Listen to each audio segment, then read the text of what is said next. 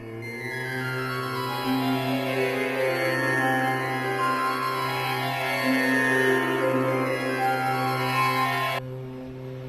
सद्गुरुनाथ महाराज की जय। माँ भगवती की कृपा आप सभी पर बनी रहे। इसी मंगल कामना के साथ आप सभी का मंगल हो।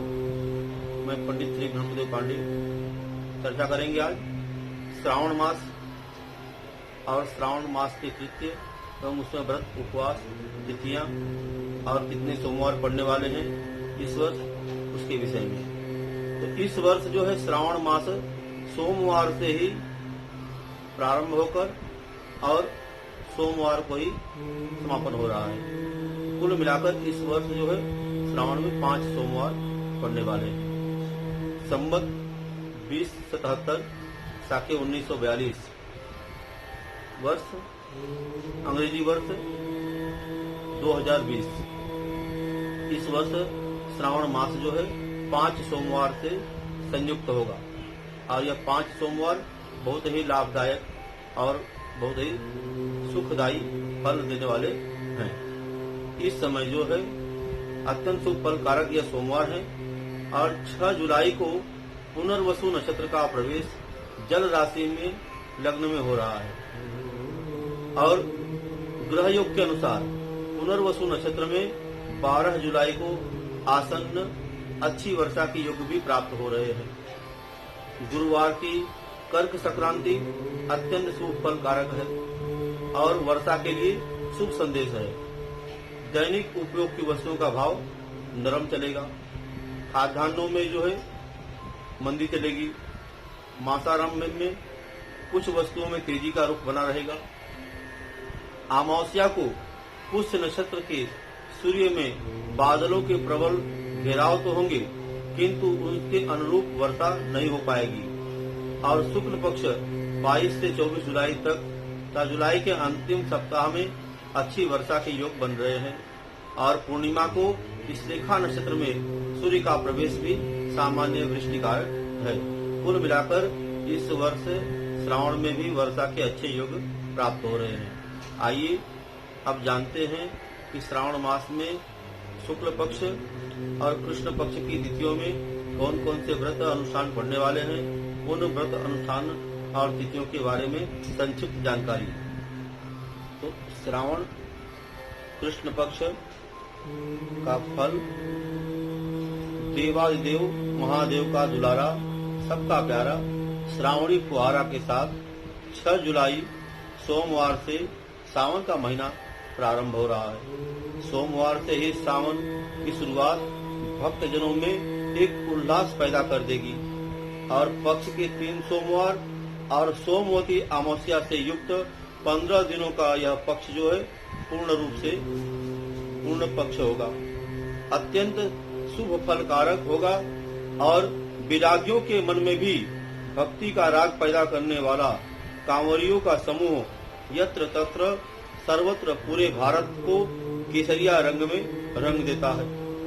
भांति भांति से भोले बाबा के अभिषेक पूजा का रास्ता निकाल ही लिया जाता है। चतुर्मास में किया जाने वाला अक्षुण दाम्पत्य जीवन की कामना से अशून्य शयन का व्रत चंद्रोदय व्यापनी द्वितीय तिथि पक्षारंभ 6 जुलाई सोमवार को किया जाएगा। चंद्रोदय रात को 8:05 से चंद्रमा को अर्घ्य दिया जाएगा और संकष्टी श्री गणेश चतुर्थी व्रत का मान 8 जुलाई बुधवार को होगा और चंद्रमा का उदय रात में 9:32 पर होगा और उसी समय चंद्रमा को अर्घ्य दिया जाएगा और चंद्रमा की पूजन, गणपति के पूजन किए जाएंगे तथा मध्याह्न व्यापनी सप्तमी तिथि में शीतला सप्तमी का मान 12 जुलाई रविवार को होगा एवं आज ही सप्तमी तिथि रविवार के योग में भानु सप्तमी का पर्व मनाया जाएगा और इसमें किया जाने वाला स्नान दान सूर्य ग्रहण में किए जाने वाले स्नान दान के बराबर फलदायी माना जाता है। कामदा, जिसे हम कामिका एकादशी कहते हैं, और यह कामदा यानी कामिका एकादशी व्रत का मान सभी के लिए, वैष्णवों के लिए और गृहस्थों के लिए 16 जुलाई गुरुवार को होगा। पुत्र की कामना से शनि प्रदोष का व्रत जो है 18 जुलाई को किया जाएगा और मास शिवरात्रि व्रत जो है 18 जुलाई शनिवार को ही किया जाएगा। स्नान दान श्राद्ध सहित श्रावणी अमावस्या, जिसे हम हरियाली अमावस्या कहते हैं, यह हरियाली अमावस्या ये सबसे बढ़कर सोमवती अमावस्या का मान 20 जुलाई सोमवार को है। यह श्रावणी अमावस्या, हरियाली अमावस्या और सोमवती अमावस्या, यह 3 संयोग जो है 20 जुलाई सोमवती अमावस्या के रूप में हमें प्राप्त हो रहा है। और इस दिन जो है सौभाग्यवती स्त्रियां माताएं जो है अपने सौभाग्य के लिए पीपल वृक्ष की, अस्वस्थ मूल वृक्ष की पूजा करती हैं और उसकी परिक्रमा करते हुए सफेद कच्चे सूत के धागे से जो है 108 परिक्रमा करती हैं और उस समय जो है अस्वस्थ मूले भीतम इस प्रकार के मंत्र का उच्चारण करते हुए परिक्रमा करती हैं पीपल वृक्ष की जो है 108। ऐसा माना जाता है कि आज के दिन भगवान विष्णु का निवास जो है पीपल वृक्ष की जड़ में हो जाता है। इसी विश्वास के साथ इस व्रत पूजन को किया जाता है। और पुनर्वसु नक्षत्र का सूर्य पक्षारंभ 6 जुलाई सोमवार को प्रातः दिन में 8:20 से आ जाएगा। इसमें सर्वत्र व्यापक वृष्टि के योग मिल रहे हैं और 10-11 जुलाई के आसन्न सर्वत्र बहुत अच्छी वर्षा हो जाएगी, ऐसे संकेत प्राप्त हो रहे हैं। 16 जुलाई गुरुवार को कर्क राशि की सूर्य संक्रांति रात में 9:25 से आएगी और इसी के साथ सूर्य जो है दक्षिण पथगामी, जिसे दक्षिणायन कहते हैं, दक्षिणायन की तरफ दक्षिण की ओर भगवान सूर्य का जो है पथ भ्रमण चालू हो जाएगा, प्रारंभ हो जाएगा और भगवान सूर्य इसी के साथ दक्षिणायन हो जाएंगे। और इसमें भी सर्वत्र बहुत अच्छी वर्षा होने की स्थिति प्राप्त हो रही है। कुल मिलाकर 10 से 20 जुलाई के बीच में सर्वत्र व्यापक वृष्टि की संभावना बन रही है। श्रावण शुक्ल पक्ष, वैसे तो पूरा श्रावण का महीना ही पुण्य और पवित्र एवं शुभ फलकारी है, किंतु श्रावण शुक्ल पक्ष जो है विशेष फलदायक और लाभदायी होता है। पूरे श्रावण मास जो है आप भगवान रुद्र की पूजा, रुद्राभिषेक, महामृत्युंजय अनुष्ठान आदि कर सकते हैं और भगवान शिव की पूजन अर्चन मंत्र अनुष्ठान आदि करने से जो है आपको उसका फल अवश्य प्राप्त होगा। और इस वर्ष जो है नवमी, इस वर्ष श्रावण शुक्ल पक्ष में नवमी तिथि का क्षय हो जाने से यह पक्ष जो है 14 दिन का ही है। बुधवार इसलिखा नक्षत्र, कर्क राशि का चंद्रमा दर्शन वर्षा के लिए विपरीत है।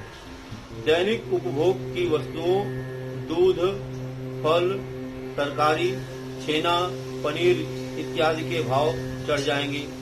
सनातन धर्म के अप्रतिम विद्वान एवं कट्टर सनातनी योद्धा धर्म सम्राट स्वामी करपात्री जी की जयंती 22 जुलाई बुधवार को मनाई जाएगी।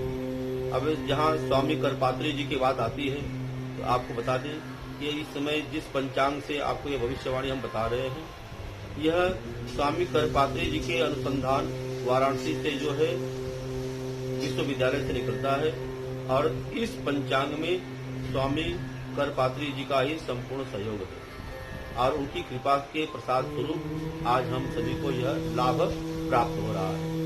और स्वामी करपात्री जी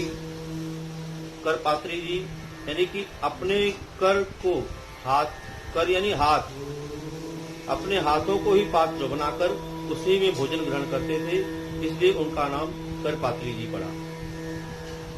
सदैव वह अपने हाथों में ही भोजन करते थे और करपात्री जी बड़े विद्वान और बड़े तेजस्वी थे। हमने तो कभी देखा नहीं, लेकिन अपने धर्म गुरुओं से, अपने बड़ों बुजुर्गों से उनके बारे में बहुत चर्चा सुनी है कि उनके सम्मुख कभी जब तक वो काशी में थे तब तक काशी में किसी की भागवत कथा संपन्न नहीं करने की हिम्मत होती। कभी किसी ने हिम्मत नहीं जुटाई कि करपात्री जी के समक्ष काशी नगरी में वो भागवत आदि कथा कर सके। ऐसे विद्वान पुरुष, महापुरुष, महागुरु और सनातनी आज उन्हीं की कृपा से हम सब जो है उन्हीं का यह प्रसाद आप तक पहुंचा रहे हैं।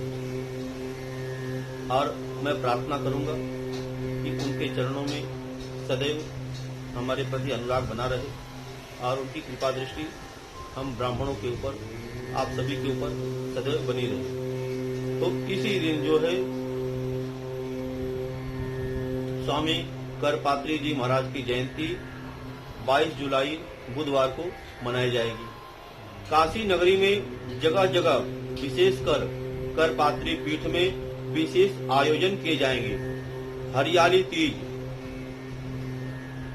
और कजरी तीज, श्रावणी तीज एवं मधुश्रवा तीज के नाम से विख्यात यह तीज का जो है पर्व 23 जुलाई गुरुवार को मनाई जाएगी। पश्चिमी प्रदेशों में इसे ही ठकुराइन जयंती के नाम से जाना जाता है और नाग पंचमी का प्रसिद्ध पर्व 25 जुलाई शनिवार को मनाया जाएगा। नाग जात के प्रति श्रद्धा एवं सम्मान का प्रदर्शन करते हुए दूध लावा चढ़ाकर उनकी पूजा की जाती है। सर्प जाति की भी पूजा करना और उन्हें भी देव सदृश से मानना केवल और केवल सनातन धर्म की उद्दत उदार भाव परंपरा में संभव है और यह सिर्फ भारत में ही संभव है। यह बल पौरुष ज्ञान तर्क शक्ति के परीक्षण का पर्व है। काशी के नागकूप पर शास्त्र अर्थ शास्त्रास्त्र का गौरवशाली विद्वत विमर्श आयोजन संपन्न होगा। शीतला सप्तमी का मान मध्याह्न व्यापनी सप्तमी तिथि में 26 जुलाई रविवार को ही हो जाएगा।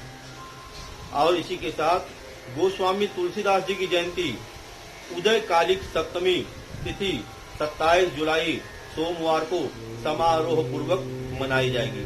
आज हमारे बीच में जो प्रसिद्ध ग्रंथ है श्री रामचरितमानस, उसके रचयिता गोस्वामी श्री तुलसीदास जी की जयंती 27 जुलाई सोमवार को समारोह पूर्वक मनाई जाएगी। और पुत्रदा एकादशी व्रत का मान सबके लिए 30 जुलाई गुरुवार को होगा।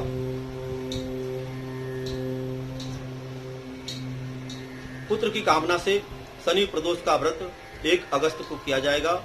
स्नान दान एवं व्रत सहित श्रावणी पूर्णिमा एवं रक्षाबंधन का पुण्य पवित्र पर्व 3 अगस्त सोमवार को मनाया जाएगा। दिन में भद्रा रहेगी। सुबह 8:28 के बाद से रात 8:20 बजे तक पूर्णिमांत तक रक्षाबंधन का पुनीत कार्य किया जाएगा। और विभिन्न शाखाओं के वैदिक ब्राह्मण श्रावणी उपाकर्म नदियों में स्नान करते हुए विधि विधान एवं वैदिक रीति से करेंगे। संस्कृत दिवस संस्कृत भाषा के विकास के संकल्प के साथ संपन्न होगी। और अश्लेषा नक्षत्र का सूर्य 3 अगस्त सोमवार को दिन प्रातः 10:05 से आएगा। बादलों में घेराव के साथ सर्वत्र अच्छी वृष्टि का अनुमान है। और यह पूरा श्रावण महीना आप सभी के लिए कल्याणकारी हो, आप सभी का हित कार्य में शुभ हो, आप सभी को लाभ प्राप्त हो, आप सभी का यह श्रावण महीना मंगलमय व्यतीत हो। इसी कामना के साथ मैं आप लोगों से विदा लेता हूँ। श्री सद्गुरुनाथ महाराज की जय।